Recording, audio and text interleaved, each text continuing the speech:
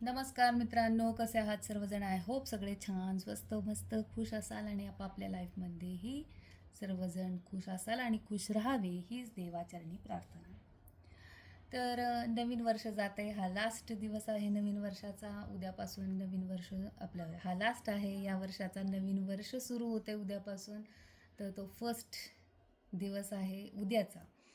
तर देवाचरणी हीच प्रार्थना की पूर्ण सुख समृद्धी तुमच्या आयुष्याला लाभो आणि सर्वजण हॅपी आनंदी खुश राहू. सगळ्यांना हेल्थ वाईज वेल्थ वाईज खूप आनंद मिळो. ओके. तर नेहमीप्रमाणे देवाचे खूप खूप आभार. Har Har Mahadev. Thank you universe, thank you divine, thank you परमात्मा. आणि अशा प्रकारे आपण नवीन अध्याय जो की 6वा अध्याय तो सुरू करणार आहे.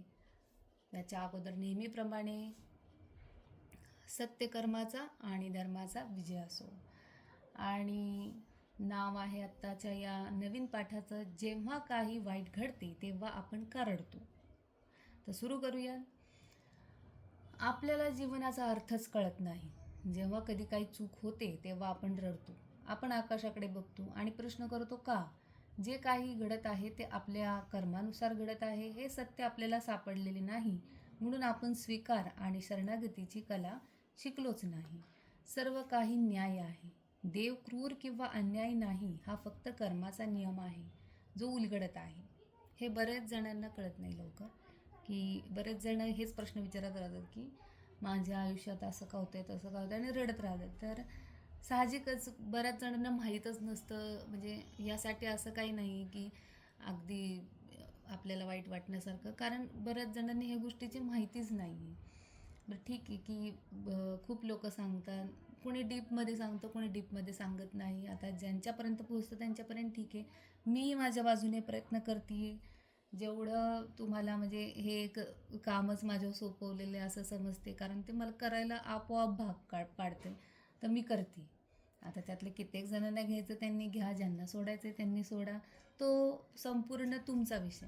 मला जे काम सांगितले ते मी पूर्णपणे आणि प्रामाणिकपणे करण्याचा प्रयत्न करते. ओके, सुरू करूया. पण बहुतेकांना हे समजत नाही. ते प्रश्न करतात, चांगल्या लोकांच्या बाबतीत वाईट का घडते. चांगल्या लोकांच्या बाबतीत वाईट घडू शकत नाही हे त्यांना कळत नाही. कर्माचा नियम त्याला परवानगी देणार नाही. जे काही घडत आहे ती केवळ आपल्या कृतीची प्रतिक्रिया आहे. मग रडायचं कशाला. आपल्या आयुष्यात जे काही घडेल ते स्वीकारायला शिकले पाहिजे. आपण हे लक्षात घेतले पाहिजे की आपण जे करत आहोत ते करत राहिलो तर आपल्याला जे मिळत आहे ते मिळतच राहील. रडायचे नसेल तर का, असा प्रश्न पडू नये. त्याऐवजी आपण जे करत आहोत ते आपण बदलले पाहिजेत. मग आपण आपले जीवन बदलू शकतो. इथं थोडंसं थांबते. जसं की सर्वांना माहिती असेल परिवर्तनाचा नियम. तर ॲटलिस्ट प्रत्येक 6 महिन्यांनी किंवा वर्षांनी तरी की आपण काय पॅटर्न वापरतोय, कशामुळे आपल्याला दुःख फेस करावी लागत आहेत, किंवा कोणत्या गोष्टीमुळे आपल्याबरोबर काही वाईट घडते हे आपण तपासून पाहतो का.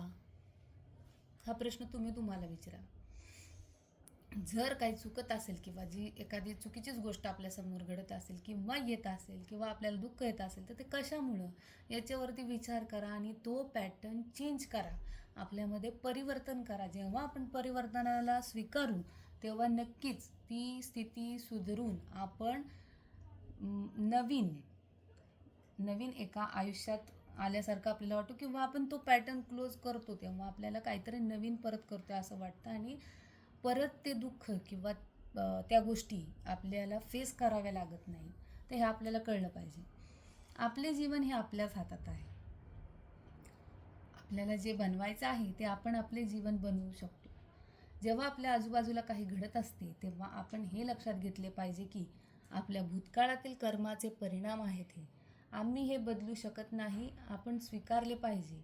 परंतु आपण आपल्या वर्तमान कृती बदलू शकतो आणि त्यामुळे भविष्यात काय घडणार आहे यावर आपण नियंत्रण ठेवू शकतो.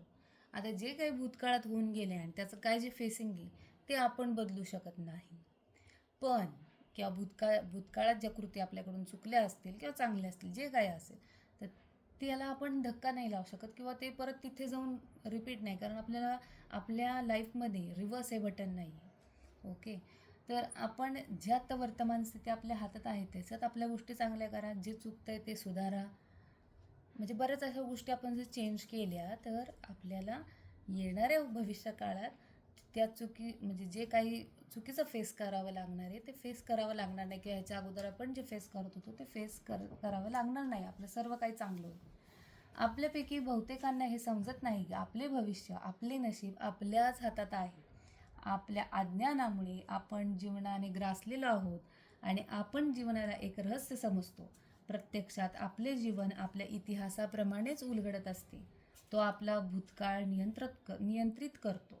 ओके, तर हा अध्याय इथंच संपवते. पण तुम्हाला हे माहीत असेल की श्री वामनराव सद्गुरू पै महाराजांनी पण सांगितलेलं आहे की ते आमचे लहानपणी आमचे मार्गदर्शकच होते.